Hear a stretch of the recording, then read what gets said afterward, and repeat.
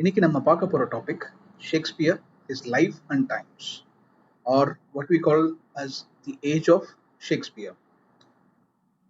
இதுக்கு முன்னாடி நம்ம பார்த்த எல்லா வீடியோஸும் பார்த்தீங்கன்னா they were about the old English and the middle English period.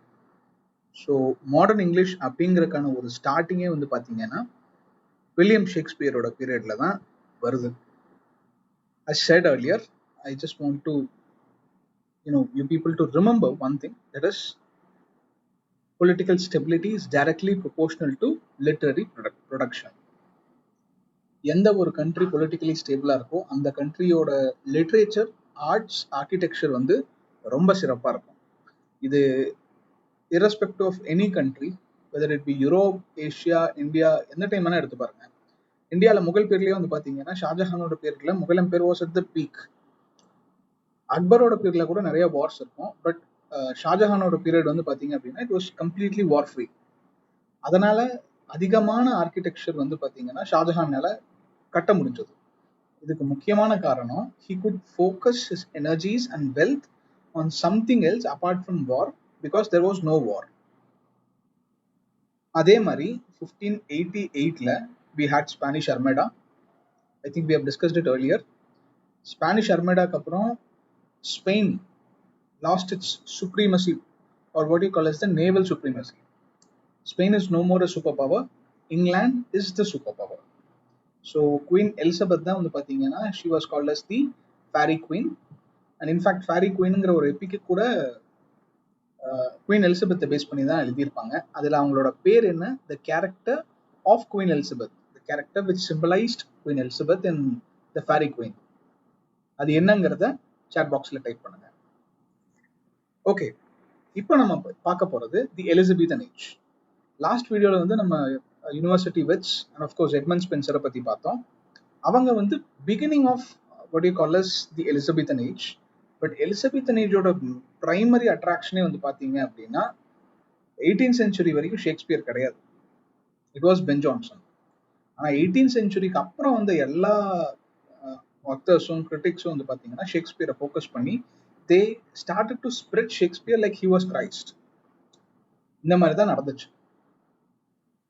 இப்போ வந்து ஷேக்ஸ்பியர் ஏன் அவ்வளோ ரொம்ப முக்கியமான ஆள்னா, மொத்தமே 37 பிளே தான் எழுதியிருக்காரு. 37 பிளே, 154 சோனட், அப்புறம் 2 நரேட்டிவ் போயம். இவ்வளவுதான் ஷேக்ஸ்பியரோட ஒர்க்கே. ஆனாலும் இந்த ஒரு மனுஷன் மட்டும் நம்ம ஏன் இப்படி தூக்கி வச்சு we are celebrating him இந்த வீடியோல பார்க்கலாம். His early life, he was born on April 23 and he died out on the same day. April 23 தான் இறந்திருப்பாரு, 1564 to 1616. ஓகே, நல்லா ஞாபகத்தில் வச்சுக்கோங்க, 1564 to 1616. ஸோ அவர் வந்து பார்த்தீங்கன்னா எலிசபெத்தன் ஏஜ், அதாவது Tudor dynasty come king James the first, அவங்களோட பீரியட் வரைக்கும் என்ன பண்ணியிருப்பாரு, வாழ்ந்திருப்பாரு. ஸோ குவீன் எலிசபெத்தும் இருந்திருப்பாங்க, கிங் ஜேம்ஸ் த ஃபர்ஸ்டும் வந்திருப்பாரு.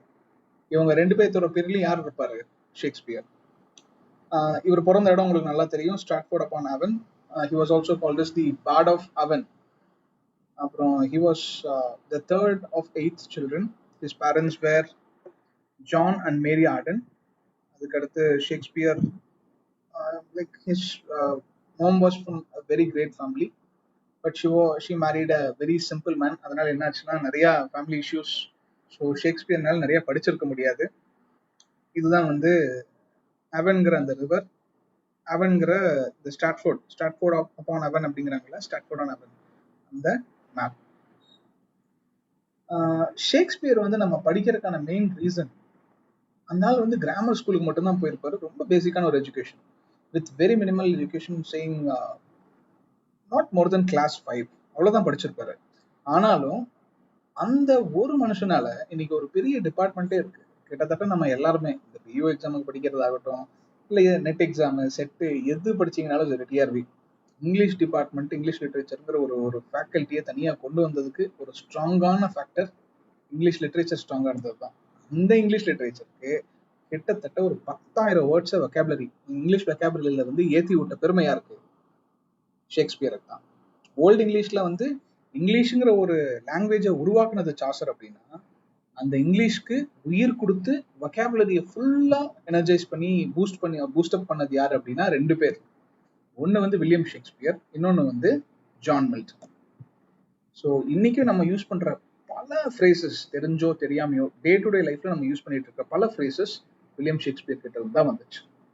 அவரோட பிளேஸ் ஆகட்டும், கேரக்டரைசேஷன் அண்ட் அந்த depth of characters, psychological prowess that is expressed in the work, இது எல்லாம் தான் ஷேக்ஸ்பியரை வந்து ஒரு ஆகச்சிறந்த மேதையா மாத்துச்சு.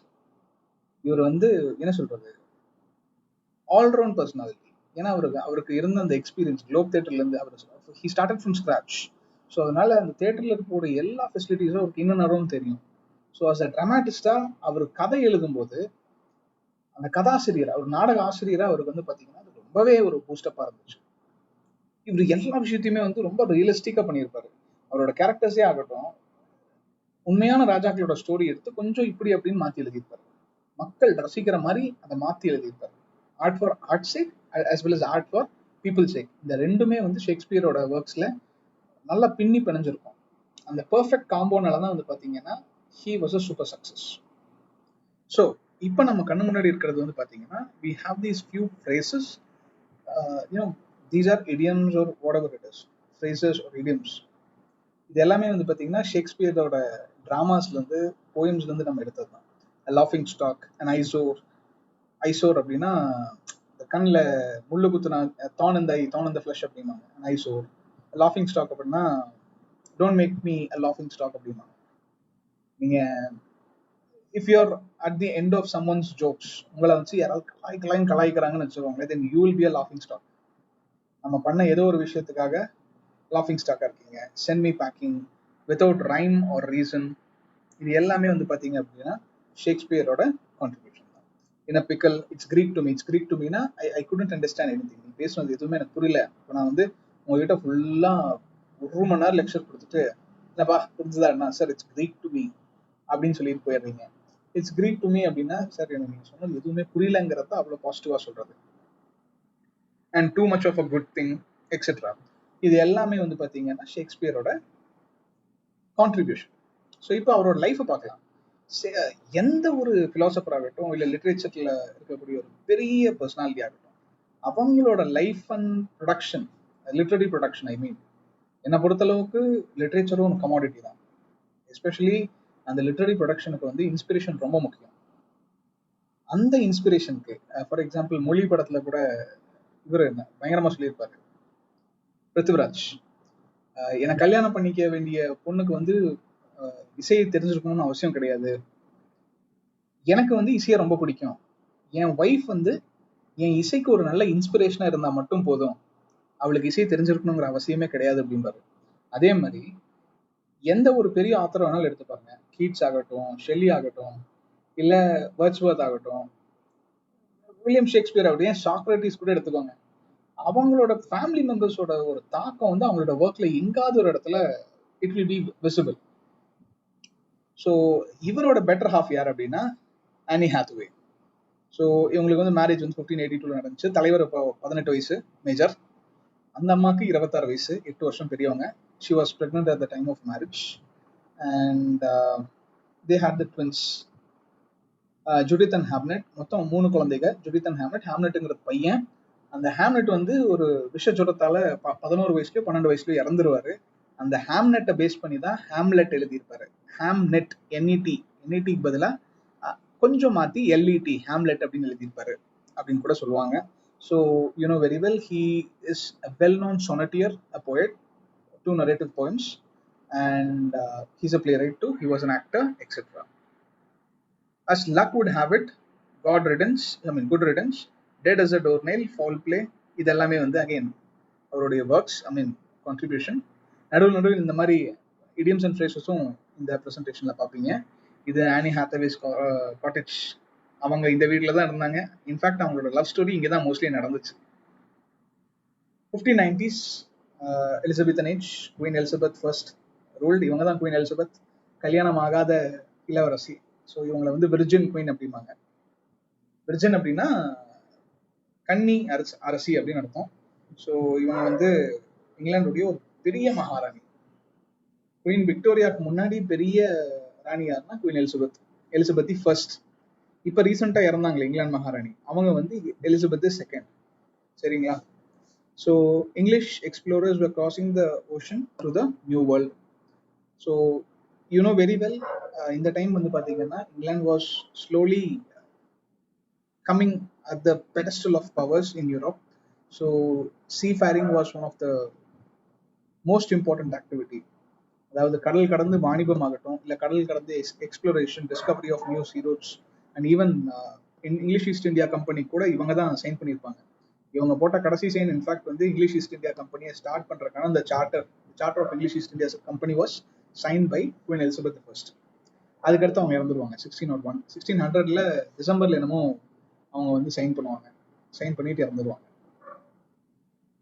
த பிளே ரைட்ஸ் இந்த டைம்ல வந்து ஷேக்ஸ்பியரோட கான்டெம்பரரிஸா இருந்தவங்க Christopher Marlowe, Thomas Kyd. Christopher Marlowe again ஷேக்ஸ்பியருக்கு ரொம்ப இன்ஸ்பிரேஷன் கொடுத்தவர். நம்ம லாஸ்ட் வீடியோல வந்து யூனிவர்சிட்டி விட்ஸ் பத்தி பார்த்தோம். Can you please remember the mnemonics which I said about the 7 university wits? ஒரு சின்ன நிமோனிக் சொல்லி தான் நான் உங்களுக்கு அதை சொல்லி தந்தேன். அது ஞாபகம் இருந்தா சாட் பாக்ஸ்ல கமெண்ட் பண்ணுங்க. That will be very lovely. So Nash lodge நான் சொல்லிட்டேன். அதுக்கு மேல அந்த 5 என்னங்கிறத நீங்க சொல்லிடுங்க. ஓகே, கிறிஸ்டோபர் மார்லோன்னு சொன்னா நம்மளுக்கு ஃபர்ஸ்ட் வர வேண்டிய விஷயம் Doctor Faustus and the Jew of Malta, Tamburlaine the Great etcetera. And Thomas Kyd, Spanish tragedy, revenge tragedies, Senecan convention. Revenge tragedy அப்படின்னாவே தாமஸ் கிட் தான். ஹாம்லெட் எல்லாம் வந்து பாத்தீங்க அப்படின்னா ஷேக்ஸ்பியருக்கு ரொம்ப ஸ்ட்ராங்கான இன்ஸ்பிரேஷன் இவங்க 2 பேரும் தான் கொடுத்துருப்பாங்க. இன்ஃபேக்ட் கிறிஸ்டோபர் மார்லோவோட ஃபேவரட்டான ஜானர் என்னது? Blank verse. எஸ். ஸோ அந்த பிளாங்க் வேர்சஸ் வந்து ஷேக்ஸ்பியர் ஃபுல்லா அவரோட எல்லா ட்ராமாஸ் யூஸ் பண்ணியிருக்கிறது பிளாங்க் வேர்ஸ் தான்.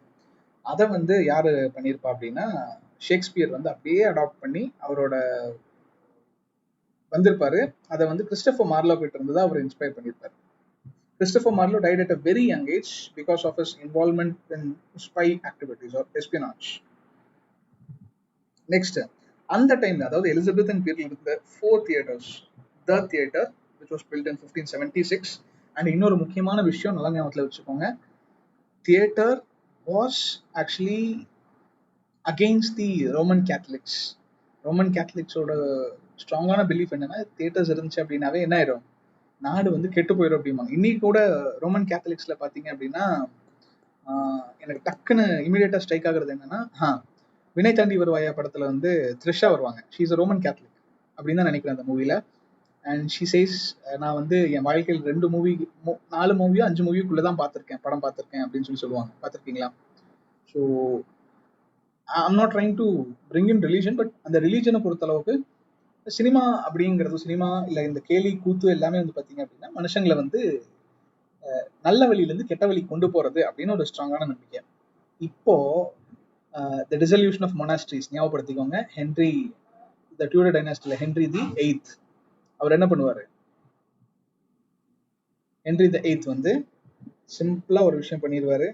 ரோமன் கேத்தலிசிசம் இருந்தால் தானப்பா பிரச்சனை, நீங்க தயவு செஞ்சு எங்க நாட்டை விட்டு வெளியே போங்க, நாங்க ஆங்கிலிக்கன் சர்ச்சஸ் ஓப்பன் பண்றோம்னு சொல்லி ஆங்கிலிக்கன் சர்ச்சஸ் ஓப்பன் பண்ணி அவர் என்ன பண்ணிடுவாரு, தனக்கு இஷ்டமான விஷயங்கள் எல்லாம் பண்ணியிருப்பாரு. ஸோ பேசிக்கலி அது வந்து ஒரு ப்ரொட்டஸ்டன்ட் சர்ச் மாதிரி தான். ஆனா அதோட கண்ட்ரோல் அண்ட் டொமைன் எல்லாமே வந்து எங்க இருக்கும்? இங்கிலாந்துலயே தான் இருக்கும். இங்கிலாந்துக்கு வெளியே இருந்து யாரும் இங்கிலாண்டை கண்ட்ரோல் பண்ண முடியாது. அந்த ஆர்ச் பிஷப்பை யார் வந்து அப்பாயிண்ட் பண்ணுவோம் அப்படின்னா அந்த சர்ச் ஆஃப் இங்கிலாண்டும் இங்கிலாண்டோட ராஜாவும். So what happens is ecclesiastical courts, ecclesiastical powering அப்படின்னு சொல்லுவாங்கல்ல, அந்த இன்டர்ஃபியரன்ஸே வந்து இங்கிலாந்துல இருக்காது. அதுவும் வந்து இங்கிலாந்து வளர்ந்ததுக்கு ஒரு முக்கியமான காரணம்.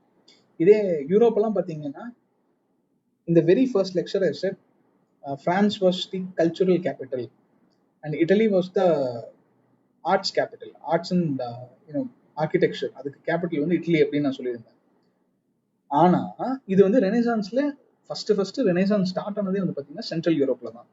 ஆனாலும் இங்கிலாந்து வந்து சூப்பர் பவர் ஆனதுக்கான மெயின் ரீசனே அந்த ரோமன் கேத்தலிசிசத்தை வந்து இங்கிலாந்து விட்டு வெளியே தூக்கிட்டு போனது தான். இங்கிலாந்துல ஃபாலோவர்ஸ் அஃப்கோர்ஸ் இருந்தாங்க, ஆனா ரோமன் கேத்தலிக்கோட டொமினியன், அதாவது எக்லிசியாஸ்டிக்கல் பிரசன்ஸை வந்து இவங்க என்ன பண்ணுவாங்கன்னா தி லிமிட்டட் இட். ஸோ முதல் வந்து போப் ஒரு வார்த்தை சொன்னாருன்னா அந்த அந்த வார்த்தை தான் வேத வாக்குன்னு சொல்லிட்டு என்ன பண்ணிட்டு இருந்தாங்க, எல்லாரும் ஃபாலோ பண்ணணும். போப் வந்து ஒரு விஷயத்த நீங்க பண்ணாதீங்க அப்படின்னு அவர் சொல்லிட்டாருன்னா, உங்க கண்ட்ரில அந்த ராஜா பண்ணாருன்னா அந்த ராஜா வந்து any time he might be dethroned, அதாவது பதவி பறிக்கப்படும். இப்போ என்ன ஆயிடுச்சுன்னா, ஹென்ரி த எய்த் வந்து he consolidated all the power and he said, boss you just get out of my domain, politics is my business, the king's business and it's not a pope's business அப்படின்னு சொல்லிட்டு அவர் என்ன பண்ணிட்டாரு, இங்கிலாண்டை வந்து Vatican சர்ச்சுக்கு கீழே இருந்து relieve பண்ணி விட்டாரு. ஸோ அதனால என்ன ஆயிடுச்சுன்னா, இங்கிலாண்டோட பொலிட்டிக்கல் டெசிஷன்ஸை கிங்கு மட்டும்தான் எடுப்பாரு. கிங்கும் பார்லிமெண்ட் மட்டும்தான் எடுக்குமே ஒழிய போப் வந்து இன்டர்ஃபியர் பண்ண முடியாது. ஸோ எதுக்காக நான் இது சொல்ல வந்தேன்னா, முதல்ல சொன்ன மாதிரி as I started, theater was considered to be a demeaning thing. அது வந்து கடவுளின் பாதையில் வந்து உங்களை விளக்கி வேறெங்கோ கொண்டு செல்வது அப்படிங்கிற ஒரு நம்பிக்கை இருந்துச்சு இல்லையா இங்க ரோமன் கேத்தலிசிஸ்ட்ல. இப்ப என்ன ஆயிடுச்சுன்னா, பிளடி மேரி வந்தாங்க. அதாவது ஹென்ரி த எய்த்துக்கு அப்புறம் குவீன் மேரி ஆஃப் ஸ்காட்லாந்து. இப்போ மேரி என்ன பண்ணாங்கன்னா, அவங்களும் நடுவில் இறந்துருவாங்க. ஸோ அவங்க வந்து ரோமன் கேத்தலிக்கா இருந்தவங்க இன்ட்ரம் பேன் கொண்டு வந்திருப்பாங்க இந்த தியேட்டர் ஆக்டிவிட்டிஸ்லாம். இப்போ அவங்க போனதுக்கு அப்புறம் குவீன் எலிசபெத் அகைன் அப்பாவோட பொண்ணு. So she was a staunch Protestant. அவங்க என்ன பண்ணுவாங்க, ஆங்கிலிக்கன் சர்ச்சஸ், ப்ரொட்டஸ்டன்டிசம் மாதிரி தான் ஆங்கிலிக்கன் சர்ச்சஸும், அதுக்கு ஓகே சொல்லி, ஓகே ராஜா தியேட்டர் எல்லாத்தையும் ஓப்பன் பண்ணுங்க, ஐ வில் சப்போர்ட் அப்படின்னு சொல்லிட்டு she is giving her not. இப்போ என்ன ஆகுதுன்னா, அந்த தியேட்டர்ஸ் எல்லாமே வந்து ஓப்பன் ஆகுது. இப்போ ராணியே வந்து என்ன சொல்லிட்டாங்க, தம்பி தியேட்டரை நீ ஓப்பன் பண்ற, கவர்மெண்ட் உனக்கு காசு கொடுக்கும், ஐ மீன் கவர்மெண்ட் தியேட்டர்கிட்டே உங்க கையில கொடுத்துரும், உன்னோட வேலை நல்ல டிராமா எழுதி அதுல எனாக்ட் பண்ணி மக்களை சந்தோஷமா வச்சிருக்கிறது மட்டும்தான் அப்படின்னு சொல்லிடுறாங்க. இப்போ என்ன ஆயிடுச்சுன்னா, Elizabethan age was considered to be the golden age for theatres and poets. Again, Elizabeth's court was called as the court of singing birds. I repeat, Elizabeth's court, அதாவது அவங்களுடைய அரசவையே வந்து பார்த்தீங்கன்னா the nest of singing birds or the court of singing birds அப்படிம்பாங்க. இப்போ theatre first அந்த theatre வந்து, தியேட்டரோட first பேர் இந்த theatre, it was built in 1576. அதுக்கடுத்து the Rose Theatre built in 1587. அதுக்கடுத்து the Swan Theatre 1595 and the Globe Theatre. Shakespeare, அது இந்த Globe Theatre வந்து 1598ல வந்திருக்கும். But again due to fire எல்லாம் கலந்து போய் நாஸ்தியாக இருக்கும். மறுபடியும் என்ன ஆகும், Shakespeare helps Globe to rebuild itself. So நம்ம தலைவர் வந்து பார்த்தீங்கன்னா பிளாக் ஃபயர்ஸும் ரோஸ்லேயும் வந்திருப்பாரு, குளோப் தியேட்டர்ல தான் நிறைய எனாக்ட் பண்ணியிருப்பாரு. அவரோட எல்லா பிளேஸும் ஸ்டேஜா இருக்கிறது வந்து பார்த்தீங்கன்னா குளோப் தியேட்டர்ல. So it's about the theatres. The Protestants condemn the place. Theatres were on the outskirts of London, away from the authorities. People who attended the theatres included merchants, lawyers, laborers, prostitutes, visitors from the other countries, nobility and royalty. அதான் சொன்னனே, இது வந்து அதாவது கடவுளை வந்து தப்பான வழியில் எடுத்துட்டு போகக்கூடிய ஒரு விஷயம். ரோமன் கேத்தலிக் எந்த அளவுக்கு அதை வெறுத்தாங்களோ, ப்ரொட்டஸ்டன்ட்டும் அந்த அளவுக்கு அதை வெறுத்தாங்க. இந்த அம்மா என்ன பண்ணுச்சுன்னா, ஆங்கிலிக்கன் சர்ச் வந்து ஒரு நல்ல விஷயம் என்னன்னா, எங்களுக்கு ரோமன் கேத்தலிசிசம் வேண்டாம், அதுக்காக நீ ப்ரொட்டஸ்டன்ட் அக்செப்ட் பண்றியா, ஏப்பா ப்ரொட்டஸ்டன்ட்டும் வேண்டாம்ப்பா, அதுவும் ரொம்ப மோசம். ஏன்னா இதே ப்ரொட்டஸ்டன்ட்ஸ் வந்து ஒரு கொஞ்சம் வருஷத்துல, அதாவது சிவில் வார் வரும், இங்கிலீஷ் சிவில் வார் 1649ல. அப்போ என்ன ஆகும்னா வந்து க்ளோஷர் ஆஃப் தியேட்டர்ஸ், அதை பியூரிட்டன் பீரியடும்பாங்க. ஐயோ அந்த பீரியட்லாம் வந்து ரொம்ப கொடூரம். கிட்டத்தட்ட இங்கிலாந்துக்கு ஒரு 10 வருஷம் ஐயப்ப சாமிக்கு மாலை போட்ட மாதிரி ஆயிரும். நான் தப்பா ஏதோ ஜோக்கு சொல்றேன், தப்பா நினைச்சுக்காதீங்க. ஐயப்ப சாமிக்கு மாலை போடும்போது என்ன பண்ணுவாங்க, ரொம்ப பக்தியோட இருக்கணும். எந்த விஷயத்தையும், அதாவது சந்தோஷமா இருக்கக்கூடிய இல்ல சந்தோஷத்தை தரக்கூடிய எந்த விஷயத்தையும் என்ன பண்ணக்கூடாது, தொடக்கூட கூடாது. இவங்க வந்து ஐயப்ப சாமிகளை விட ரொம்ப கொடூரமா இருந்தாங்க. எந்த அளவுக்குன்னா, நீங்க வந்து வெளியவே போகக்கூடாது, கருப்பு ட்ரெஸ்ஸை தவிர வேற எதுவுமே போடக்கூடாது. இன்ஃபேக்ட் நம்ம இதுல கூட வந்து உங்களுக்கு நிறைய சேஞ்ச் இருக்கும். இவங்க வந்து பியூரிட்டன் பீரியட்ல எல்லாம் பசங்க பொண்ணுங்க கூட பேசக்கூடாது, தியேட்டர்ஸ் எல்லாம் ஓடக்கூடாது, எல்லா தியேட்டரும் க்ளோஸ் பண்ணு, அந்த தியேட்டர் எல்லாம் வந்து நம்மளை கெடுத்துருது, போயட்ரி வந்து அதிகமா படிக்கக்கூடாது, அது வந்து மனசை கெடுத்துரும், எல்லாரும் வந்து ஜபம், வழிபாடு, கடவுள் நாமம் இதைத்தான் சொல்லிட்டு இருக்கணும். யாருக்கும் எதுவும் சொத்து எல்லாம் பெருசு இல்லை, அதனால பெரிய வெல்த் எல்லாம் வந்து நீங்க கிரியேட் பண்ணணும்னு நினைக்காதீங்க. இந்த மாதிரி பல விஷயங்களை சொல்லுவாங்க. அந்த டைம்ல தான் இந்த தியேட்டர்ஸ் எல்லாமே ஓடிச்சு. ஏன்? Queen Elizabeth. குயின் எலிசபெத் என்ன பண்ணாங்கன்னா, சிட்டிக்குள்ளதான் ஏன் பிரச்சனை, நீங்க சிட்டி அவுட்ஸ்கட் போயிருங்க, அங்க போயிட்டு ஜாலியா தியேட்டரை வச்சு நடத்துங்கன்னு சொல்லி கட்டி கொடுத்தாங்க. இப்ப இதுக்கு முக்கியமா வரத ஆளுங்க யாருன்னு பாத்தீங்கன்னா, ஃபுல்லா டாப் கிளாஸ் பீப்புள் இல்ல lower class people. Merchants, lawyers top class people, அதுக்கடுத்து prostitutes, labourers lower class people, அதுக்கடுத்து விசிட்டர்ஸ் ஃப்ரம் அதர் கண்ட்ரீஸ், அதாவது ராயல்டி. அதே மாதிரி இந்த தியேட்டர்ஸ் எல்லாத்துலயுமே வந்து பாத்தீங்கன்னா கிங்குக்குன்னு தனியா ஒரு கேலரியே வச்சிருப்பாங்க. இன்னைக்கு நம்ம ஸ்டேடியத்துல இருக்க மாதிரி தான், அவங்களுக்கும் தனியா ஒரு கேலரி செம்ம சூப்பரா இருக்கும். அந்த மாதிரி செட் பண்ணிட்டு மற்றவங்க எல்லாருமே வந்து பாக்குற மாதிரி சூப்பரா பண்ணியிருப்பாங்க. No lighting, no scenery, just a curtain could hold around 2000 people together. இது எல்லாமே வந்து பாத்தீங்கன்னா it was made of Woods.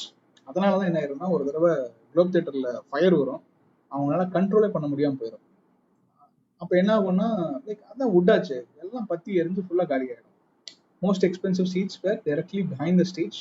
People sitting there could only see the actors from behind. So sad, இல்ல? முன்னாடி பார்க்காம பின்னாடி பார்த்துட்டு இருக்கிறது என்ன பழக்கம்? The member and theater career, இது நம்மளுக்கு தேவையில்லை. கிங்ஸ்மென், இது மட்டும் நல்லா ஞாபகத்தில் வச்சுக்கோங்க.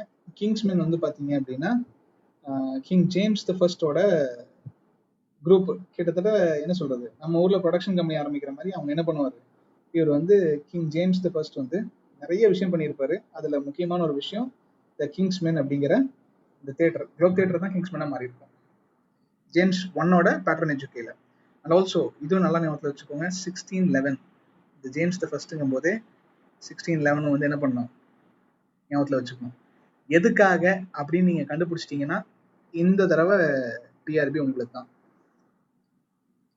1611 கிங் ஜேம்ஸ் 1 எதுக்குங்கிறத சொல்லுங்க பார்ப்போம். நான் இது சொல்ல போறது இல்லை, பிகாஸ் இந்த வீடியோவில் இல்லை, கண்டிப்பா அடுத்தடுத்த வீடியோல எதுக்காக நம்ம இது சொல்ல வரோம்னு தெரியும். பட் 1611 என்ன அப்படிங்கிறத மட்டும் முடிஞ்சா ஆன்சர் பண்ணுங்க. Okay, now burned down in 1613 during one of the Shakespeare's plays. Next,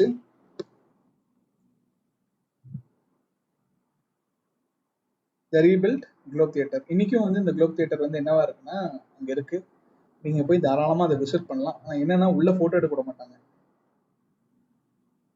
Plays. Now getting into the literature part of Shakespeare. So மொத்தம் வந்து 38 play, but actually 37 play, 1 incomplete play. It was kind of a combo work between William Shakespeare and John Fletcher. So 14 comedies, 10 histories, 10 tragedies and 4 romances. So இந்த romances இப்போ வந்து பார்த்தீங்கன்னா நல்லா note பண்ணிக்கோங்க, ஷேக்ஸ்பியருக்கு வந்து மொத்தம் 3 பீரியட் இருக்கும். Will be discussing that in the video after quite some time. அந்த 3 ஏரியாவுமே வந்து பார்த்தீங்கன்னா அவர் ஒரு beginner, expert, intermediate, expert level, அதுக்கடுத்து ரிட்டையர்மெண்ட், இந்த மாதிரி 4 பிரிக்கலாம். 3 ஏஜ், 3 பீரியடு, அதாவது ரைசிங் அட் த பீக், அதுக்கடுத்து slowly descending at the bottom or the ending பீரியட்னு சொல்றது. ஸோ ஃபர்ஸ்ட் வந்து அவர் ஸ்டார்ட் பண்றதே காமெடியில தான் ஸ்டார்ட் பண்ணுவாரு. ஆனால் ட்ராஜடி எடுக்க தான் சும்மா அப்படியே மனுஷனோட லிட்ரேச்சர் அந்த அளவுக்கு பயங்கரமா போகும். எப்படின்னா அவரோட ட்ராஜடிஸ் தான் consider to be the peak of his masterpiece. Peak of his production அப்படின்னாவே வந்து பாத்தீங்கன்னா ட்ராஜடிஸ் தான். ஃபர்ஸ்ட் வந்து காமெடி பிளேஸ் பண்ணுவாரு, காமிக்கு, அப்புறம் ட்ராஜிக் காமெடிஸ் மாதிரி பண்ணிட்டு ஹிஸ்டாரிக்கல் பிளேஸ் பண்ணுவாரு. அது எல்லாத்தையும் விட அவரோட ட்ராஜடிஸ் தான் இந்த அளவுக்கும் மக்கள் அப்படியே என்ன சொல்றது, கத்தார்சிஸ் எஃபெக்ட் பயங்கரமா கொடுக்கும். அதுக்கடுத்து அவரோட க்ளோசிங் பீரியட்ல வந்து பாத்தீங்கன்னா ரொம்ப லைட்டான ரொமான்டிக் காமெடிஸ் எடுத்திருப்பாரு. இன்ஃபேக்ட் த டெம்பஸ்ட் வந்து பாத்தீங்கன்னா it was considered to be especially at the end of the tempest, Ariel வந்து பேசும். ஏரியல்ங்கிறது டெம்பஸ்ட்ல இருக்க ஒரு கேரக்டர். ஓகே, அந்த கேரக்டர் வந்து என்ன பண்ணுன்னா, நான் ஏதாவது தப்பு பண்ணியிருந்தா மன்னிச்சுக்கோங்க, I was just doing magic for the sake of people's welfare and entertain people. நான் ஏதாவது தப்பா பேசியிருந்தாவோ, தப்பா பண்ணியிருந்தாவோ, இல்லை என் ஆக்ஷன்ஸ் வந்து யாரையாவது பாதிச்சிருந்தாவோ மன்னிச்சுக்கோங்க அப்படிங்கிற மாதிரி ஒரு அப்பாலஜி வந்து அந்த பிளேயோட எண்டிங்ல கொடுக்கும். இது வந்து கிட்டத்தட்ட ஒரு குறும்புக்கார ஏஞ்சல் வந்து நல்ல ஏஞ்சலா மாறுது அப்படிங்கறதுக்கான ஒரு டிரான்ஸ்ஃபர்மேஷன். அந்த டிரான்ஸ்ஃபர்மேஷன் வந்து பாத்தீங்கன்னா அந்த ஏரியல் வேற யாரும் இல்லை, வில்லியம் ஷேக்ஸ்பியர் வந்து அவரே அந்த ஏஞ்சலா பிளேஸ் பண்ணி அவரோட கெரியரோட எண்டில் எழுதின அந்த ஒர்க் தான் வந்து தி டெம்பஸ்ட். ஸோ சில ஒர்க்ஸை வந்து நீங்கள் என்ன பண்ணணும்னா ஷேக்ஸ்பியரோட கண்டிப்பாக ஃபாலோ பண்ணணும். Are I want you to read all those text. முக்கியமாக வந்து the Tempest, King Lear, Romeo and Juliet, Julius Caesar, Macbeth, Othello, Hamlet முக்கியமாக. அப்புறம் வந்து பார்த்தீங்கன்னா த மர்ச்சன்ட் ஆஃப் வெனிஸ். இது எல்லாத்துலேயுமே வந்து ப்ரீவியஸ் இயர்ஸ் வந்து நிறைய கொஸ்டின்ஸ் வந்திருக்கு. ஸோ அதில் இருக்கக்கூடிய prime characters, of course the Twelfth Night, All's Well That Ends Well, அப்புறம் All's Well That Ends Well, அப்புறம் வேற என்ன, மர்ச்சன்ட் ஆஃப் வெனிஸ் சொல்லிட்டாங்களே. ஓகே, மர்ச்சன்ட் ஆஃப் வெனிஸ், இது எல்லாமே வந்து பார்த்தீங்க அப்படின்னு Antony and Cleopatra, of course Antony and Cleopatra. வேற என்ன, த டுவெல்த் நைட்டு, அவ்வளோதான். King Lear good, King Lear. இது எல்லாத்தையும் வந்து என்ன பண்றீங்கன்னா ஒரு தடவை நல்லா பார்த்துக்கோங்க ஆஸ் யூ லைக் இட்.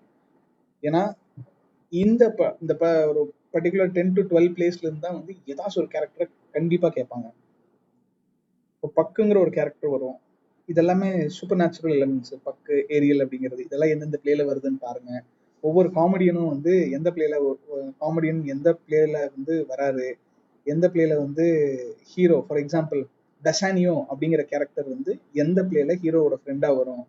அப்புறம் போர்ஷியா வந்து லாயரா இருப்பாங்க, அப்போ வந்து அவங்களுடைய ஜூனியரா நடிக்கக்கூடிய அவங்க பேர் என்ன, ஷைலாக்கோட பொண்ணு பேர் என்ன, அப்புறம் வந்து எத்தனை பவுண்ட் ஆஃப் ஃபிளஷ் அவங்க வந்து சொல்லியிருப்பாரு. அதுக்கடுத்து வந்து பாத்தீங்கன்னா டெம்பஸ்ட்ல வந்து ஹீரோவோட பேர் என்னன்னு கேட்பாங்க. இந்த மாதிரி எத்தனையோ விஷயங்கள் இருக்கு. ஆனா அந்த ஃபர்ஸ்ட் 10 to 12 பிளேஸ் மட்டும், நான் சொன்ன அந்த 10 to 12 பிளேஸ், இந்த வீடியோல சொன்ன 10 to 12 பிளேஸ் மட்டும், அதோட ஸ்டோரி லைன், அதோட கேரக்டர்ஸ் தயவு செஞ்சு படிச்சுக்கோங்க. 10 to 12 தான், ஆனா கண்டிப்பா இதுல 2 கொஸ்டின் கேட்டிருப்பாங்க ஷேக்ஸ்பியரை பொறுத்தளவுக்கு. ஸோ பார்த்துக்கோங்க.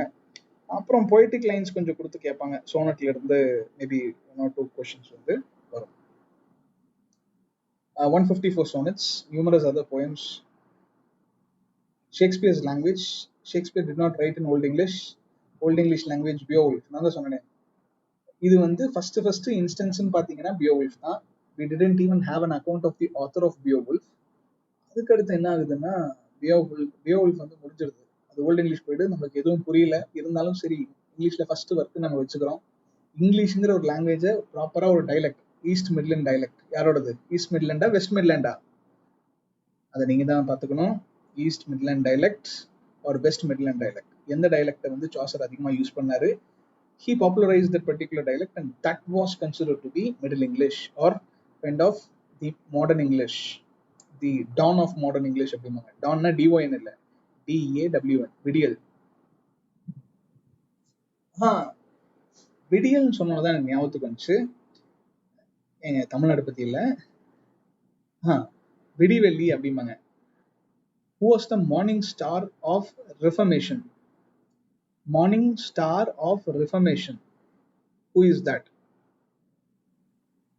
நான் இதை எழுதியே காமிச்சிடுறேன். இதுக்கு முன்பு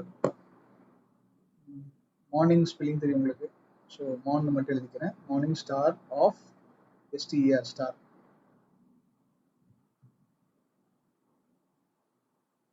morning star of reformation. Reformation. இது யாருன்னு சொல்லுங்க. அவங்க பண்ணது என்ன அப்படிங்கிறது பாருங்க. லொல்லாச்சும்பாங்க அவங்கள. Okay, morning star of reformation. இது யாரு? ஒரு பர்சனை வந்து மார்னிங் ஸ்டார் ஆஃப் ரெஃபர்மேஷன் சொல்லுவாங்க. அது யாருன்னு பாருங்க.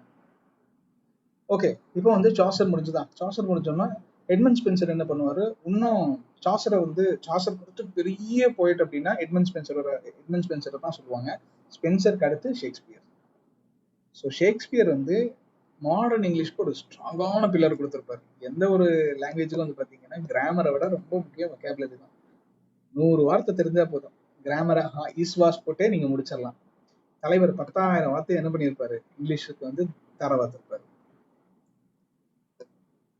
Shakespeare's languages early modern English, EME, அவ்வளோதான். அதுக்கடுத்து Shakespeare's language mix of old and very new words, rural and urban words. நான் சொன்ன மாதிரி அவரோட டார்கெட் ஆடியன்ஸ் யாரு,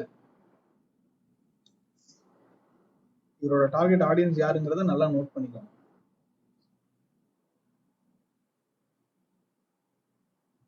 target audience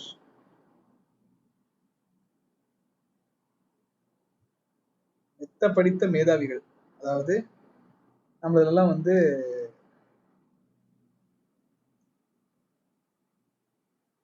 first great audience அப்படின்னு சொல்லுவாங்க. ஃபர்ஸ்ட் கிரேடான்னு தெரியல எனக்கு. ஆக்சுவலி இது வந்து கமல் படத்துக்கான audience. So it's all about the elite population. ஷேக்ஸ்பியரை பார்க்க வந்த பாதி பேர் எலீட் பாப்புலேஷன், மீதி வந்து க்ரூடான population. Crude I sense low class population, workers, labourers and prostitutes. So இவங்களை எந்த அளவுக்கு அவர் அப்பீஸ் பண்ணணுமோ அதே அளவுக்கு இவங்களே அப்பீஸ் பண்ணணும். இவங்களுக்கு மட்டும் புரிஞ்சா இதுல 10 பேர் தான் வருவாங்க, இவங்களதுல 100 பேர் வருவாங்க. மொத்தம் 2000 பேர் இருக்க வேண்டிய இடத்துல இவங்களுக்கும் ஓடணும் அவங்களுக்கும் ஓடணும். தலைவர் 2 பேத்துக்கும் பேலன்ஸ்டா எழுதியிருப்பாரு. So it's a mix of old and very new words, rural and urban words, imageries, க்ரூடான காமெடிஸ் நிறைய வந்து ஷேக்ஸ்பியர் எழுதியிருப்பாரு. டார்க் காமெடின்னு சொல்லுவாங்க இல்லையா, அந்த க்ரூட் காமெடிஸ் நிறைய ஷேக்ஸ்பியரோட ஒர்க்ஸ்ல வரும். Why? Because he wanted to appease his audience. அதுக்கு அடுத்து how many words he used around 30,000 words we use today. அவரோட 6,000 to 10,000 வேர்ட்ஸ் வந்து நம்ம என்ன பண்றோம், இன்னமும் யூஸ் பண்ணிட்டு இருக்கோம். Okay, there were no punctuation, rules, grammar, etc. இது மட்டும் பார்த்துக்கோங்க, அவ்வளோதான். இந்த ஸ்லைடில் வேற எதுவும் இந்த ஸ்லைடில் பெருசாக இல்லை. there were no grammar, rules, punctuation, keys or spelling. He uses this what do you call it, the freedom or experimentation. He was not a university guy, so he had the freedom to test everything out. Iambic pentameter. Shakespeare அப்படின்னு சொன்னாவே உங்களுக்கு 2 genre தான், 3 genre தான் ஞாபகத்துக்கு வரும். ஒன்று சோனட்டு, இன்னொன்று வந்து பார்த்தீங்கன்னா blank verse. Sonnet, blank verse and iambic pentameter. Iambic பென்டாமீட்டர்ல இயாம்புங்கிறது வந்து பார்த்தீங்கன்னா one அன்ஆக்சென்டட்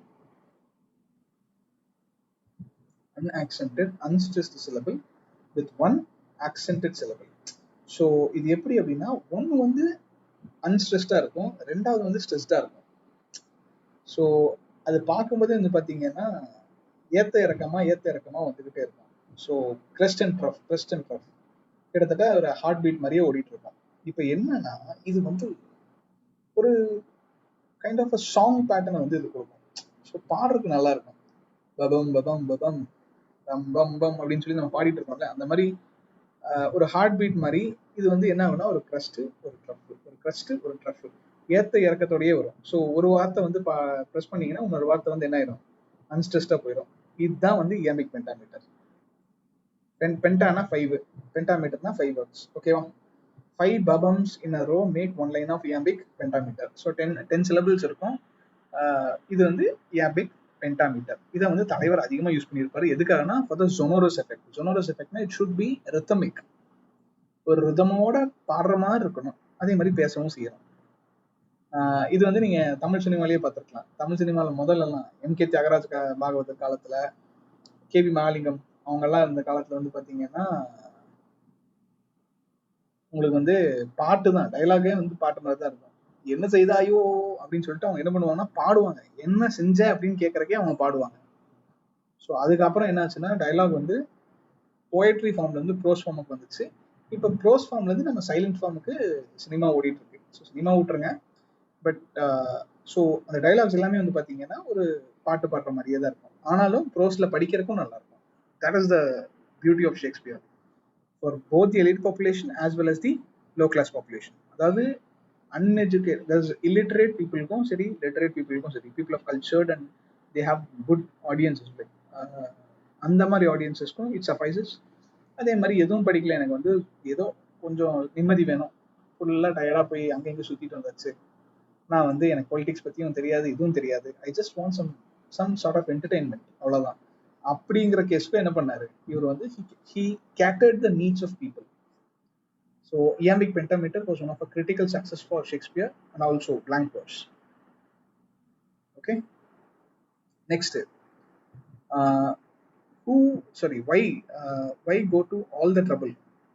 Using iambic pentameter kept things moving in the play. It made words and play more interesting. நீங்க ஒன்றும் இல்லை, ஷேக்ஸ்பியரோட ஒர்க்ஸ் ஏதாச்சும் ஒன்று எடுத்து படிச்சு பாருங்க, எந்த ட்ராஜடி ஆகட்டும் இல்லை காமெடி ஆகட்டும் எடுத்து அதை படிச்சு பார்த்தீங்கன்னா, ஃபார் எக்ஸாம்பிள் எனக்கு வந்து ஜூலியஸ் சீசரோட மார்க் ஆண்டனி ஸ்பீச் வந்து ரொம்ப பிடிக்கும். ஏன் அப்படின்னா it's one of the best moments. அவர் வந்து எல்லாமே முடிஞ்சிருக்கும், ஆல்மோஸ்ட் இந்த கேம் முடிச்ச மாதிரி இருக்கும். மார்க் ஆண்டனி வந்து தோனி மாதிரி உள்ள வருவார். உங்களுக்கு எத்தனை பேருக்கு தெரியல தெரியல, 2011 தோனி வர வரைக்குமே வந்து பாத்தீங்கன்னா டீம் ரொம்ப கவலைக்கிடமான நிலைமையில தான் இருக்கும். தலா உள்ள வந்ததுக்கு அப்புறம் போட்டு தாறு மாற பட்டாசு கலப்புவாரு.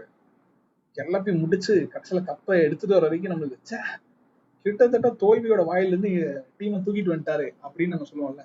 அந்த மாதிரி எல்லாருமே அங்க இருக்க எல்லா செனட்டர்ஸுமே என்ன பண்ணுவாங்கன்னா, ஜூலியஸ் சீசர் வந்து ஒரு கெட்டவன், death for his ambition, love for his valour and death for his ambition Brutus சொல்லுவான். அதனால நான் வந்து சீசரை கொண்டேன். சீசர் வந்து என் நண்பன் தான், ஆனா எனக்கு not not that I love Caesar less but I love Rome more அப்படிம்பாரு. நான் சீசரை வந்து குறைவாக காதலிக்கவில்லை, அதை விட என் தாய்நாடான ரோமை மிகவும் காதலித்தேன், மிக அதிகமாக காதலித்தேன் அப்படின்னு சொல்லி முடிச்சிருவாரு. என்ன மொத்த பாப்புலேஷனும் ஜூலியஸ் சீசர் கொண்டது சரிதான் அப்படிங்கிற நிலைமைக்கு வந்திருப்பாங்க. இப்போ வந்து மார்க் ஆண்டனி ஜூலியஸ் சீசருக்கு ஒரு நியாயம் கிடைக்கணும்னு யோசிப்பாரு. யோசிக்கும் போது அவர் தப்பா எதுவும் பேசிடக்கூடாது. ஏதாவது தப்பா லைட்டா அவங்க தப்பு பண்ணாங்க அப்படின்னு அவர் சொன்னார்னா உடனே ஸ்டேஜ் விட்டு தூக்கிடுவாங்க அவரை, இல்ல அவரை அங்கேயே கொண்டுருவாங்க. அதே சமயம் மக்களையும் வந்து விழிப்புணர்வு செய்ய வைக்கணும். அந்த இடத்துல அவர் என்னமா பேசியிருப்பாரு தெரியுமா? நீங்க எல்லாம் நல்லவங்களா, you're an honorable men, you're honorable men, you're honorable menனே சொல்லிட்டு இருப்பாரு. I have come to bury Caesar, not to praise him. So அது அந்த டைலாக்ஸ் வந்து பாத்தீங்க அப்படின்னா அப்படியே நம்மள கவர்ச்சிகரமா இழுத்து அடுத்த லெவலுக்கு கொண்டு போற மாதிரி தான் இருக்கும். அதுதான் வந்து ஷேக்ஸ்பியரோட கிரிட்டிக்கல் சக்சஸ். அதுக்கு வந்து முக்கியமான காரணம் his justified use of iambic pentameter. Dialogues எல்லாமே ரொம்ப இன்ட்ரெஸ்டிங்கா இருக்கும். ஓகே, ஸோ இது கூட ஒரு 1 மார்க்கா வந்துச்சு, அதனாலதான் இதை நான் வச்சிருக்கேன். என்ன அப்படின்னா, in Shakespeare's time you had only one copy of a play and இது வந்து 1 மார்க்கா வந்துச்சு. என்னன்னா, ஒரு பிளே வந்து ஒரு ரைட்டர் எழுதிட்டாரு அப்படின்னா அது யாருக்கு சொந்தம் அப்படின்னு. So in Shakespeare's time you only had one copy of a play and after you wrote it for the acting company you no longer own it. So அந்த ரைட்ல அந்த காலத்தோட காப்பி ரைட்ஸ் எல்லாமே வந்து இந்த ஆக்டிங் கம்பெனி கிட்ட தான் இருக்கும். They can do whatever they want. So author is not the owner, so he won't be getting any royalty as today. இதை மட்டும் ஞாபகத்தில் வச்சுக்கோங்க. This can be a question. கொஞ்சம் கஷ்டமா பண்ணணும்னு நினைச்சாங்கன்னா இது கண்டிப்பா கேட்க சான்ஸ் இருக்கு. ஓகேவா? ஓகே, அண்ட் இன்னொரு முக்கியமான விஷயம், இது this is just an additional matter. No copies of Shakespeare's plays are available in his own handwriting. So you can't even say whether it was Shakespeare's work. Okay, quartos. Some small books of published plays are called quartos. இந்த quartos பார்த்தீங்க அப்படின்னா first published works of Shakespeare's very considerably and bad quartos அவரோட தொடக்க காலத்தில் வந்த ஒரு piece. So அதை யாருமே பெருசாக மதிக்கவே இல்லை. அண்ட் முக்கியமான ஒரு விஷயம், Shakespeare's first folio was published in 1623. It is posthumously. இவர் வந்து 1616 இறந்துருவாரு. 1623 தான் என்ன ஆகும், அதை வந்து பப்ளிஷே பண்ணுவாங்க அவரோட ஃபர்ஸ்ட் செட் ஆஃப் பிளேஸ். ஓகேவா? பாருங்க, first full collection of Shakespeare's work was published in 1623 after his death. So it was published posthumously. இது வந்து பாத்தீங்கன்னா it was called as the first folio. 36 plays compiled by John Hemming and Henry Condell, friends and fellow actors of Shakespeare. இதை மட்டும் நல்லா ஞாபகம் வச்சுக்கோங்க. There might be a question here. Okay, good. Elizabethan theatrical conventions. இந்த theatrical கன்வென்ஷன்ஸும் ரொம்ப important. ஒரு முக்கியமான விஷயம், அந்த டைம்ல வந்து என்னது பாய்ஸ் கம்பெனி அப்படின்னு சொல்லுவாங்க தெரியுமா? ஏதோ ஒரு ஜோக்ல கூட சொல்லுவாங்க, என்ன பாய்ஸ் கம்பெனியில் வேலை செஞ்சியா அப்படின்னு. என்ன அப்படின்னா பாய்ஸ் கம்பெனில வந்து ஃபுல் அண்ட் ஃபுல் மென் தான். அதனாலதான் அது வந்து என்ன சொல்லுவாங்க, பாய்ஸ் கம்பெனின்னு சொல்லுவாங்க. தமிழ்நாட்டிலேயே வந்து பாய்ஸ் கம்பெனின்னு ஒரு கம்பெனி இருந்துச்சு.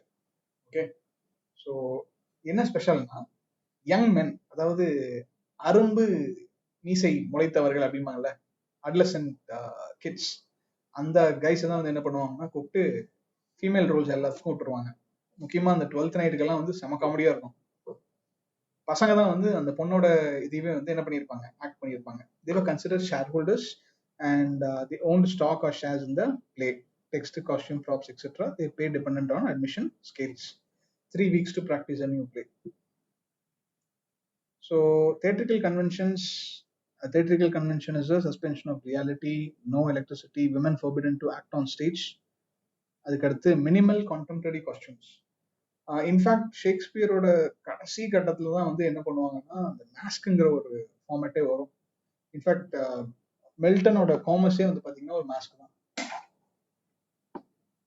மாஸ்க் அப்படின்னா ஃபேன்சி ட்ரெஸ் காம்படிஷன் மாதிரி ஒவ்வொருத்தன் ஒவ்வொரு வகையான ட்ரெஸ் போட்டு வருவாங்க.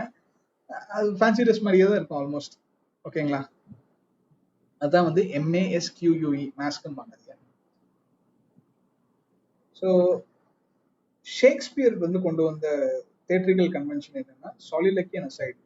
சாலிலக்கி அண்ட் அசைட். சாலிலக்கின்னா என்னது? சாலிலக்கில வந்து ரெண்டுமே தனியா பேசுறது தான். இது நம்ம தமிழ் சீரியல்ல நிறைய வரும். சீரியல் பெருசா பார்க்க மாட்டேன், ஆனாலும் பார்த்த வரைக்கும் சொல்றேன். இந்த மாமியாரும் மருமகளும் பேசிட்டு இருக்கும்போது 2 பேரும் வெளியே என்னமோ ஒண்ணு பேசுவாங்க, ஆனா மனசுக்குள்ள ஒண்ணு நினைச்சிட்டு இருப்பாங்க. அவங்க மனசுக்குள்ள நினைக்கிறது என்ன ஆகும், மாமியாருக்கும் மருமகளுக்கும் பயங்கரமான ஒரு பனிப்போர் நடந்துட்டு இருக்கும். பனிப்போர் நடந்துட்டு இருக்கும்போது மாமியாரை பார்த்து மருமகள் சிரிச்சுக்கிட்டே இருப்பாங்க. சிரிச்சுட்டே இருக்கும்போது மனசுக்குள்ள இருந்து மாமியார் பேசுற மாதிரி நம்மளுக்கு காமிப்பாங்க. அது அசைடு. அதே வந்து சாலிலக்கிங்கிறது தனியா போய் அவங்க பேசுறது. ஒரு ஓ நீ இப்படி பண்றியா, நான் அப்படி பண்ணுவேன் அப்படின்னு சொல்லி தனியா அவங்க ரூம்ல போய் உட்காந்து யோசிப்பாங்கல்ல, அது. அதுக்கடுத்து they used blood. Audience loves to be they love to be scared. அதனால use of supernatural elements, blood. And also அவங்க வந்து என்ன பண்ணுவாங்கன்னா ஃபிளாக் ஹாய்ஸ்ட் பண்ணுவாங்க. Based on the flag hoisting you can understand whether it is a comedy or tragedy. அதை வச்சு நிறைய பேர் வந்து பிளேயோட பிகினிங்க்கு முன்னாடி அந்த ஃபிளாக் ஹாய்ஸ்ட் பண்ணிடுவாங்க. So that people can have an idea, a rough idea whether this is going to be a tragedy or a comedy. So use of disguises, mistaken identity, last speaker highest in rank in tragedies, multiple murders, multiple marriages in comedies, and there are sometimes mistaken identities. பார்த்துக்கோங்க, அது முதலே வந்துருச்சு, mistaken identities. இது எல்லாமே வந்து ஷேக்ஸ்பியரோட common தீம்ஸ்ல வரும். And all worlds the stage and all the men and women merely players. So let's dramatize Shakespeare. Shakespeare's epitaph. Epitaph அப்படின்னா கல்லறை வாசகம். இது வந்து செம காமெடியா இருக்கும், படிச்சு பாருங்க. Good friends, for Jesus' sake forbear to dig the bones enclosed here, lest be the man that spares these bones, and cursed be he that move my bones. அதாவது என்னுடைய சமாதியை, என்னுடைய கல்லறையை தொடாமல் இருப்பவன் நன்றாக இருக்கட்டும், என்னுடைய சமாதியை தொட்டு என்னோட எலும்புகளை எடுத்து அந்த சைடு நகர்த்துறவன் நாசமா போகட்டும் சொல்லி வச்சிருப்பாரு. எழுதுறதே பயமுறுத்துறது தான். He was also called as Johannes Factotum. Johannes Factotum அப்படின்னா a jack of all trades. It was, he was called by Ben Jonson. Ben Jonson was equally what do you call as famous like Shakespeare at that time. இப்போ வந்து முக்கியமா இன்னொரு விஷயம், ஷேக்ஸ்பியரோட literary works வந்து நம்ம 3 எராவா பிரிக்கலாம். ஒன்று வந்து ஃபர்ஸ்ட் பீரியட். இதுல வந்து பாத்தீங்க அப்படின்னா it may consider to be the phase of apprenticeship. அவ்வளவுதான். அப்ரென்டைஸ்ஷிப்னா உங்களுக்கு என்ன தெரியும், அப்ரசன்ட்டுகள். அப்ரசன்ட்டுக்கு வந்து பெருசா அறிவு இருக்காது, அவன் வந்து தொழில் கத்துக்குவான், ஃப்ரீயா கத்துக்குவான், அவ்வளவுதான். கத்துக்கிட்ட முதலாளிக்கு அவன் ஃப்ரீயா வேலை செய்யணும். ஸோ அப்படிதான் வந்து இவர் என்ன பண்றாரு, வந்து எல்லாத்தையும் கத்துக்கிறாரு. He gave a wide human content and significance to characters and situations. Reveal his creative genius, he endowed conventional themes with deeper insight and fresh vigor. Next, he did not invent the plots of his plays. முக்கியமான ஒரு விஷயம், the 3 unities. What are the 3 unities of drama? UNITIES. Please bear with my spelling. 3 unities of drama. அது என்னன்னு சொல்லுங்க பார்க்கலாம். Unity of place, unity of action, and unity of dash. சரியா? இப்போ வந்து பாத்தீங்கன்னா he did not invent the plots of his plays. இது ரொம்ப சிம்பிளா இருக்கும், கொஞ்சம் மொக்கையா இருக்க மாதிரி சொல்லுவோம் இல்லையா? காமெடி ஆஃப் எரர்ஸ், அதுக்கடுத்து Andronicus, Titus Andronicus followed the Zenican convention. Zenican conventionனாவே யாருக்கிட்ட இருந்து எடுத்திருப்பாரு? Thomas kit. ஓகேவா? பாருங்க, made by Thomas Kidd, and he even surpassed its atrocities of the Spanish tragedy. Thomas Kidd's Spanish tragedy, Zenican convention, it is revenge tragedy. So Juliet abandoned Romeo Juliet இந்த டைம்ல தான் எழுதியிருப்பாரு. Two Gentlemen of Verona, Love's Labour's Lost, Midsummer's Night's Dream. இது எல்லாமே வந்து பாத்தீங்கன்னா modest success, ஓரளவுக்கு வந்து மாடஸ்ட் சக்சஸா இருக்கும். He used mythological and fantastic elements with realism. அதுக்கடுத்து வந்து பாத்தீங்க அப்படின்னா ஷேக்ஸ்பியர் ஹிஸ்டரி பிளேஸ், இது எல்லாமே ஃபர்ஸ்ட் பீரியட்ல தான் வரும். ஃபர்ஸ்ட் பீரியட் வந்து kind of phase of apprenticeship, இதை மட்டும் ஞாபகத்தில் வச்சுக்கோங்க. அவர் அப்பதான் கெரியரோட தொடக்கத்தில் இருக்காரு. So you can't expect his genius to come right at the outside of his career. So 100 Years War, the war of the roses, celebrating glories, இது எல்லாமே வந்து என்ன பண்ணியிருப்பாருன்னா ஹிஸ்டாரிக்கல் பிளேஸ் எல்லாமே ஷேக்ஸ்பியரோடது ஃபர்ஸ்ட் பீரியட்ல தான் வந்திருக்கும். அதுக்கு அடுத்து செகண்ட் பீரியட்ல தான் அவர் என்ன பண்ணுவார்னா கொஞ்சம் யோசிப்பார், நிதானமா யோசிப்பார். யோசிச்சுட்டு ஓகே நம்ம கொஞ்சம் டீப்பா போகணும்னு சொல்லிட்டு delineation of characters in this period, subtle investigation into the mysteries of the human soul and life's complexities. இதை வந்து என்ன சொல்லலாம்னா அவரோட சைக்கோ கான்சியஸ்னஸ் வந்து பயங்கரமா ஒர்க் பண்ணியிருக்கோம். ஹியூமன் சைக்காலஜி வந்து என்ன பண்ணியிருப்பாரு, ஹியூமன் சைக்கி ஃபுல்லா அவரோட கேரக்டர்ஸ்ல இறக்கியிருப்பாரு ஷேக்ஸ்பியர்.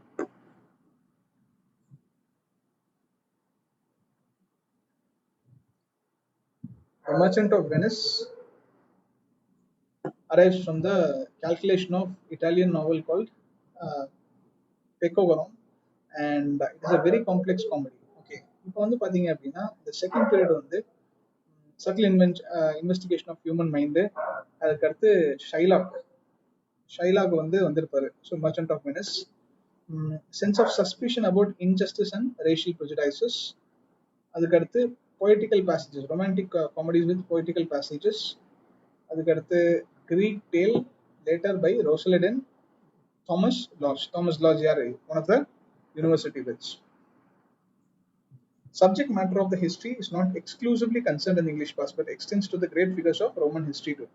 So English history மட்டும் அவங்க எடுக்கல, ரோமன் ஹிஸ்டரி இல்ல ரோமன் ஹிஸ்டரியில் இருக்கக்கூடிய மெஜாரிட்டி ஃபிகர்ஸ் என்ன பண்ணாங்க, they represented in their works. In fact அவருடைய எல்லா ட்ராஜடிஸுமே, பெரிய பெரிய ட்ராஜடிஸ் எல்லாமே இந்த செகண்ட் பீரியட்ல தான் அவர் வந்து என்ன பண்ணியிருப்பாரு, வந்திருப்பாரு. செகண்ட் ட்ராஜடி, ஃபர்ஸ்ட் காமெடி, தேர்ட்ல வந்து இந்த ட்ராஜிக் காமெடிஸ் எல்லாமே வந்துடும். இங்க பாருங்க, அவர் வந்து ஒரு ட்ரையாங்கிள் மாதிரி ஃபர்ஸ்ட் வந்து மேலே ஏறுறாரு, இது வந்து பீக் அவர், இங்கதான் ட்ராஜடிஸ் எல்லாமே வந்து என்ன ஆகுது அவர் வந்து ப்ரெசென்ட் பண்ணியிருப்பார். எல்லா ட்ராஜடிஸ் இந்த டைம்ல தான் வரும். இதுவும் காமெடி, இது வந்து tragic comedy or romantic comedy. அவருடைய எண்டு, இது வந்து ஆல்மோஸ்ட் அவரோட கெரியரோட எண்டு, இது பிகினிங். ஓகேவா, பிஇன்னு மட்டும் போட்டுறேன், பிகினிங். இது வந்து culmination point. Culmination point is what you call as tragedy. Tragedy இது வந்து பாத்தீங்கன்னா காமெடி, இதை வந்து டிராமாட்டிக் ரொமான்ஸ் சொல்லுவாங்க. Romantic romance. ஓகேவா, நெக்ஸ்ட் தேர்ட் பீரியட் வந்து பாத்தீங்க அப்படின்னா அதுவும் ரொம்ப வைட்டலான ஒரு period. Critical moment in the poet's life. It's kind of his retiring from the field. அவர் வந்து 1611 வந்து என்ன பண்ணியிருப்பாருன்னா அவர் ரிட்டையர்மெண்ட் எடுத்திருப்பாரு. தலைவர் 1616 வந்து ஹி டைஸ். ஸோ 1611 வந்து he officially retired from the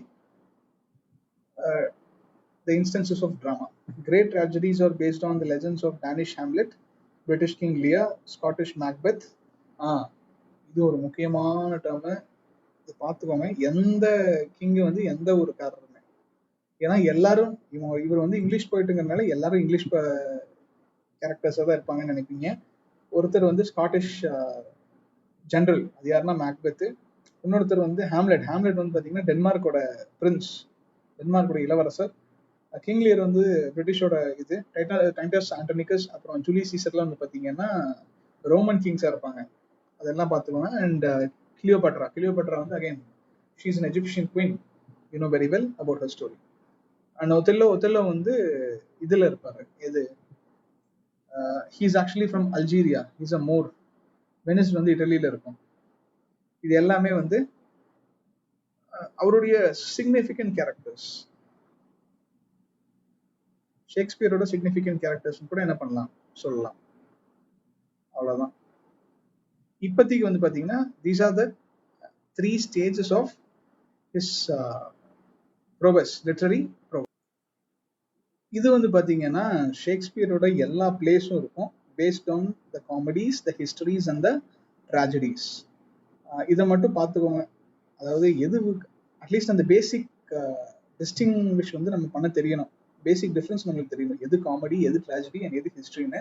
and 2 question வந்து பார்த்தீங்கன்னா இங்கே அடிக்கடி கேட்டே இருப்பாங்க. ஹென்ரி த ஃபோர் எந்த பார்ட் வந்து இவர் பண்ணியிருக்காரு அப்படின்னு.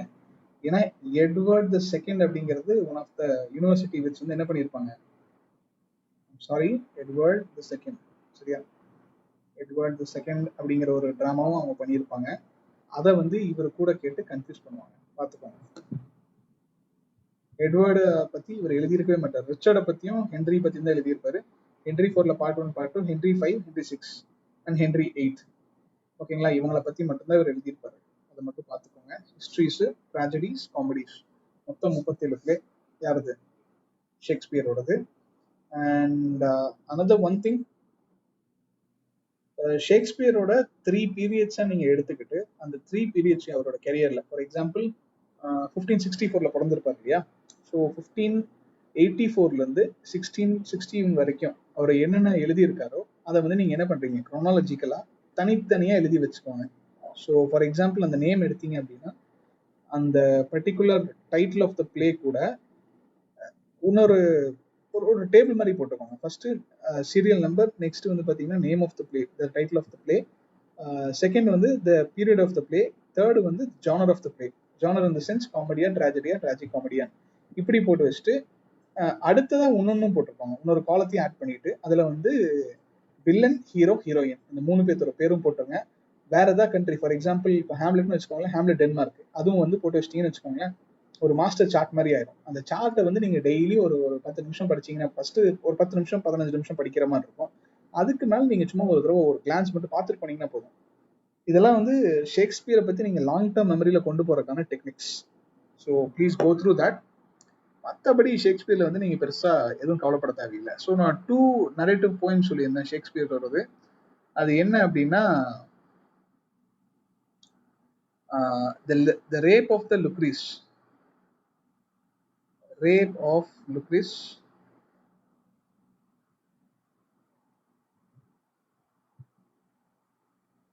இன்னொன்று வந்து என்னன்னு நீங்க தான் சொல்லணும்.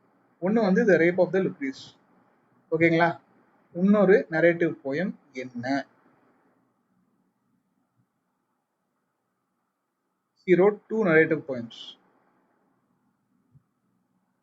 ஓகே, அது வந்து 2 கேரக்டர்ஸ் நடுவில் இருக்கக்கூடிய ஒரு லவ் ஸ்டோரி. சூப்பரான ஒரு போயம் அது, narrative poems.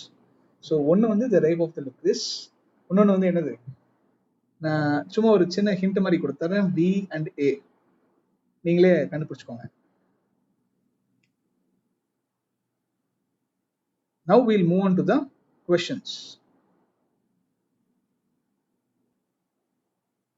So we are in the final leg of the session, Age of Shakespeare questions. Who was the reigning monarch of England during most of Shakespeare's life? இது ஒரு டெக்னிக்கலான question. ஷேக்ஸ்பியரோட life time வந்து உங்களுக்கு நல்லா தெரியும். It was 1564 to 1616. இதுல king Charles the first கிடையாது. 1564 போது Queen எலிசபெத்தோட rule. So King Henry the 8, Queen எலிசபெத்தோட ஃபாதர், அவரும் கிடையாது. So King James and Queen Elizabeth, இவங்க 2 பேருமே ஷேக்ஸ்பியரோட காலத்துல வந்து என்ன பண்ணியிருப்பாங்க, ரூல் பண்ணியிருப்பாங்க. குவீன் எலிசபெத் வந்து பார்த்தீங்கன்னா 1601 தான் இறந்து போவாங்க. She dies on January 1, 1601. Okay. So last 15 இயர்ஸ்க்கு மட்டும்தான் யார் வந்திருப்பா? ஜேம்ஸ் தி ஃபர்ஸ்ட் வந்திருப்பாரு. இங்க நம்ம கொஸ்டின் என்ன? during most of Shakespeare's life அப்படின்னா it was Queen Elizabeth. ஏன்னா இது எலிசபெத்தன் ஏஜ். இவர் வந்து ஜாக்கோபியன் ஏஜோட ஒரு ப்ரெடிசஸர்னு வச்சுக்கலாம், இல்லை ஃபர்ஸ்ட் கிங்னு வச்சுக்கலாம். ஜாக்கோபியன் ஏஜ் இவங்க தான் வந்து பார்த்தீங்கன்னா the last and greatest of Tudor dynasty. Tudor டைனாசிட்டியோட கிரேட் குவீன் யார் அப்படின்னு பார்த்தீங்கன்னா குவீன் எலிசபெத். ஜாக்கோபியன் ஏஜோட ஃபர்ஸ்ட் கிங் யாருன்னா King James the First. Okay, ஞாபகத்தில் வச்சுக்கோங்க. So I'll mark this as Queen Elizabeth. Next, what was the name of Shakespeare's first published work? It was a narrative poem, Venus and Adonis. அதுக்கு அடுத்து, in which London theatre did Shakespeare's plays often premiered? I've already said you he was often associated with this theatre called the Globe Theatre. Blackfriars கூட ஒரு பண்ணியிருப்பாரு, but அவருடைய அதிகமான association வந்து பார்த்தீங்கன்னா Globe theatre கூட தான் இருந்தது. Shakespeare's wife Annie Hathaway, 26 years old when she got married. She was 18 years old. தலைவனோட லவ் மேரேஜ், அதையும் ஞாபகத்தில் வச்சுக்கோங்க.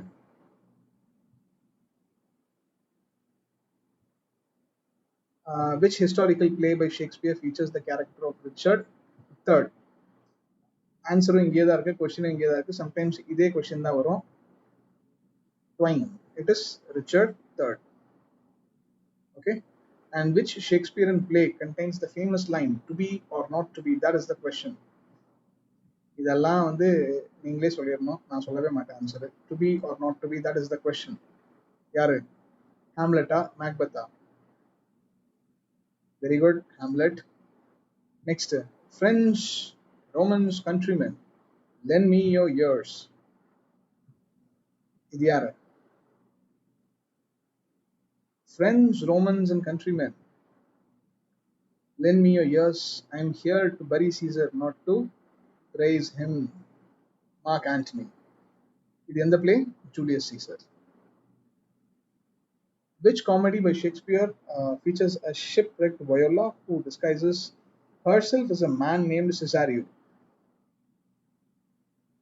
Twelfth Night. Very good. In which Shakespeare's plays is set in the ancient city of Verona and features the Capulets and the Montagues? Capulets and Montagues. இது நல்லா ஞாபகத்தில் வச்சுக்கோங்க.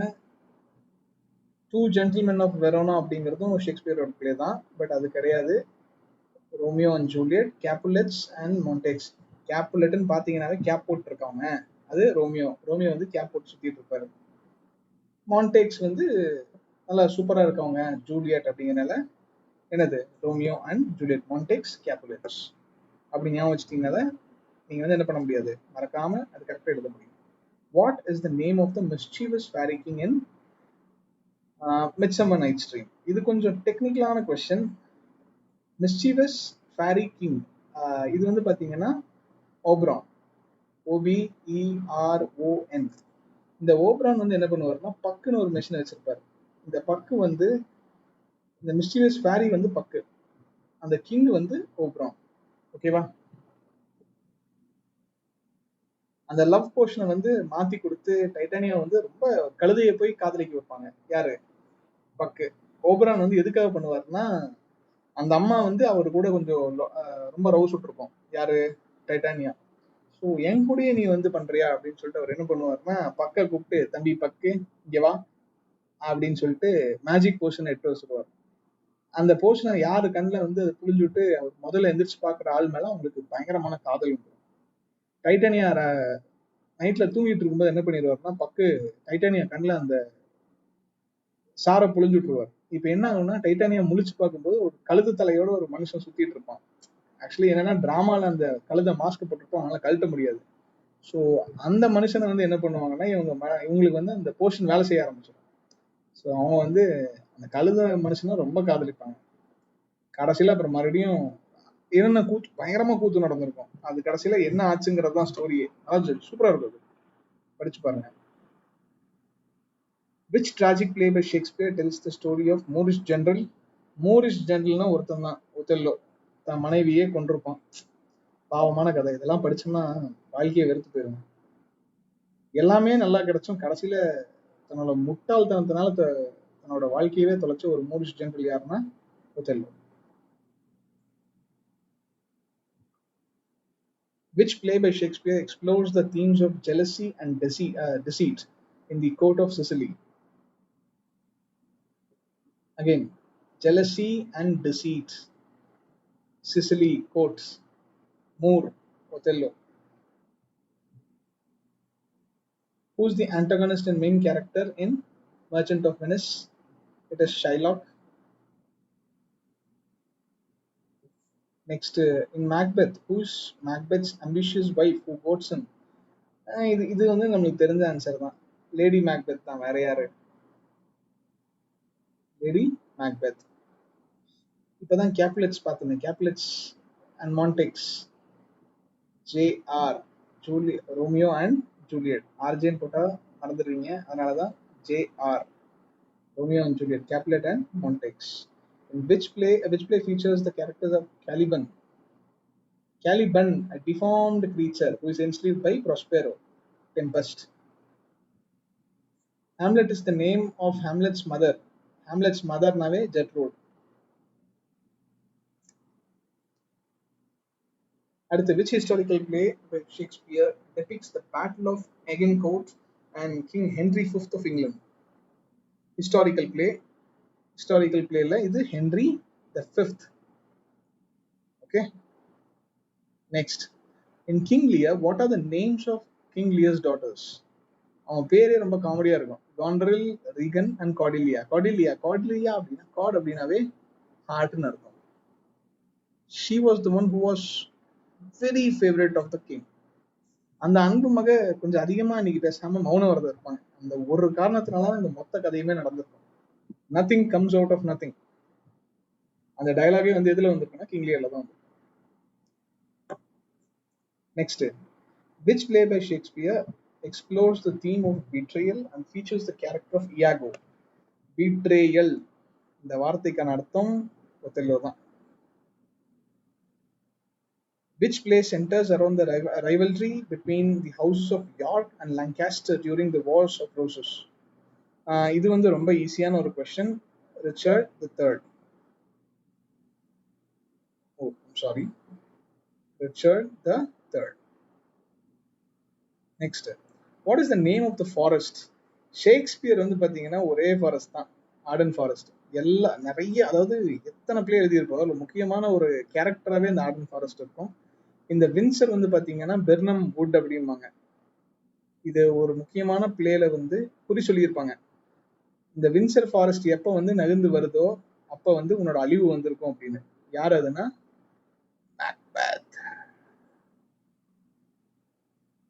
மேக்பெத்துக்கு வந்து அந்த 3 விச்சஸ் சொல்லியிருப்பாங்க. அதாவது பெண்ணால் பிறந்த ஒருவனால் உனக்கு வந்து மரணம் ஏற்படாது, பெண்ணால் பிறக்காத ஒருத்தனுக்கு தான் வந்து ஒருத்தன் மூலமா தான் உனக்கு வந்து மரணம் ஏற்படும். அதே மாதிரி பெர்னம் புட்ஸ் அப்படின்னு சொல்லக்கூடிய அந்த மரங்கள் வந்து உன் நாட்டை நோக்கி வரும், அப்போ வந்து உன்னோட அழிவு நிச்சயம் அப்படின்ட்டு போயிருப்பாங்க. மேக்பெத்ல வரும். And most of the forest names வந்து பாத்தீங்க அப்படின்னா ஆர்டன் ஃபாரஸ்ட் தான். ஆஸ் யூ லைக் இட்ல அந்த ஆர்டன் ஃபாரஸ்ட் ஒரு கேரக்டர்னே சொல்லுவாங்க. அந்த அளவுக்கு ரிசர்ச்சர்ஸ் வந்து ஆர்டன் ஃபாரஸ்ட்டை எடுத்திருப்பாங்க.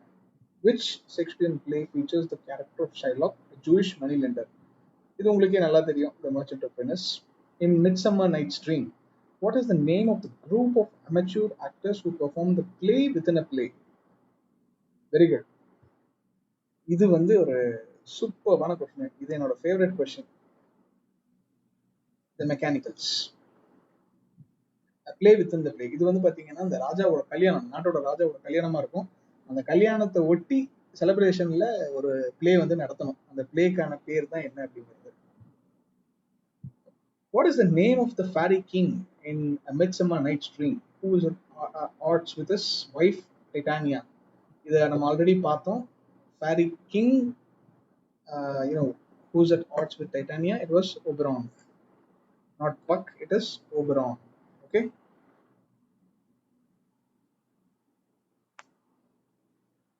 Which play features the character of Portia, who disguises herself as a lawyer to save Antonio in court? The Merchant of Venice. இதுல வந்து கிளாரிசாவா நெரிசாவா இவங்களுக்கு வந்து ஒரு ஜூனியர் இருப்பாங்க, ஒரு ஹெல்பர் மாதிரி வச்சுக்கோங்களேன். அந்த ஹெல்பர் பேரு என்ன? அசிஸ்டன்ட், அவங்க பேரு என்ன? கண்டுபிடிங்க. That is the task. Which Shakespearean play is often referred to as the Scottish play due to the superstitions surrounding its name?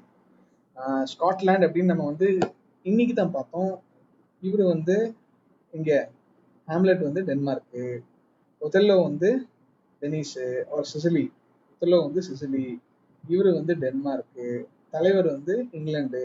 அப்போ இவர் தான் என்னது? Scotland. Scotland general, Scottish general சொன்னா ஞாபகம் இருக்கா? ஸ்காட்டிஷ் ஜெனரல் யாரு? Macbeth. Next, Julius Caesar, which of the conspirators is Brutus persuaded to join the assassination plot? பேசி பேசிய நாட்டை எடுத்தவன் கேசியஸ். காரியத்துக்காக சீசரையே முடிச்சு கட்டணும் கொண்டு வந்தவன் கேசியஸ். காரியக்காரன் கேசியஸ் அப்படின்னு வச்சுக்கோங்க. நாங்கெல்லாம் அப்படிதான் படிப்போம். படிக்கும்போது வந்து ஒவ்வொரு கேரக்டருக்கும் ஒரு அடைமொழி வச்சுதான் நாங்க வந்து என்ன பண்ணுவோம்னா படிப்போம். ஸோ அதனால என்ன ஆகும்னா, இப்போ இந்த கேசியஸ்ங்கிற கேரக்டருக்கு வந்து நான் வச்ச பேரு காரியக்காரன் கேசியஸ். அவன் என்ன பண்ணுவான்னா எல்லா கழகத்தையும் அவன் தான் மூட்டிட்டு இருப்பான். ப்ரூட்டஸ் வந்து சீசரோட பையன் மாதிரி எல்லாம் சொல்லுவாங்க. கிட்டத்தட்ட ப்ரூட்டஸ் வந்து சீசருக்கு இல்லெஜிட்டிமேட் சன்னு கூட சொல்லுவாங்க. அந்த அளவுக்கு ப்ரூட்டஸ் மேல சீசருக்கு ஒரு என்ன இருக்கும், ஒரு சாஃப்ட் கார்னர் இருக்கும். ஆனா அத்தனை விஷயத்தையும் மீறி இந்த கேசியஸ் வந்து ப்ரூட்டஸை ஹேக் பண்ணியிருப்பான். What is the name of the mischievous servant who is mistaken for his twin in Comedy of Errors? இதை நீங்க தான் கண்டுபிடிப்பீங்க, நீங்க தான் கண்டுபிடிக்கணும். 29. Which Shakespearean play features the character of Rosalind, who disguises herself as a man named Ganymede? Again, it's an idea of mistaken identities. இதை நீங்க வந்து ஒரு தடவை படிக்க வேண்டும். நெக்ஸ்ட், நான் இதுக்கு இந்த மூணுக்குமே நான் ஆன்சர் சொல்ல போறது இல்லை. 28, 29 and 30. In Hamlet, what is the name of the Prince of Norway who appears at the end of the play to claim the throne of Denmark? இதுவும் ரொம்ப ஈஸியான answer. You can do it. So, folks, this is all about the age of Shakespeare. அந்த கேரக்டர்ஸையும் லைன்ஸையும் கொஞ்சம் படிச்சுக்கோங்க.